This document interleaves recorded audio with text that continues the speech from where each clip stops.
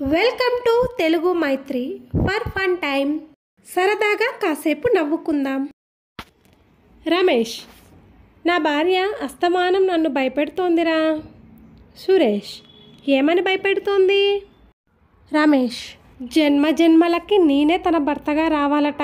దేవుణ్ణి వేడుకుంటూ నన్ను భయపెట్టేస్తోంది. డబ్బుల కోసం ఒక పెద్దావిడ బ్యాంకుకు వచ్చింది.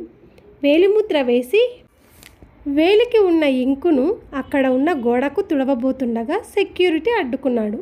సెక్యూరిటీ, ఏంటమ్మా ఇంకును గోడకు తుడుస్తున్నావు? అక్కడ ఏమి రాస్తుందో చదవలేదా? పెద్ద ఆవిడ, ఎవరయ్యా నీకు ఉద్యోగం ఇచ్చింది? అది చదవడం వస్తే నేనెందుకు వేలిముద్ర వేస్తాను? భార్య, ఇంత అమాయకంగా ఉంటే ఎలాగండి? మిమ్మల్ని ఎవరైనా ఈజీగా మోసం చేయగలరు తెలుసా? భర్త, అవునవును, మొదట మోసపోయింది మీ నాన్న చేతిలోనే. నిన్నిచ్చి పెళ్లి చేశాడు కదా. భార్య, ఆ తాగుబోతు రమేష్ చాలా మంచి నటుడు కదండి. అస్సలు తాగకుండా తాగుబోతులా ఎంత బాగా యాక్ట్ చేస్తారో కదా. భర్త మనస్సులో, పిచ్చిదానా, మేమంతకంటే గొప్ప నటులమే. రోజు తాగి కూడా తాగనట్లు ఎంత బాగా యాక్ట్ చేస్తామో. అయినా ఈ భార్యలు భర్తల ప్రతిభను ఎప్పుడు గుర్తించారు కనుక.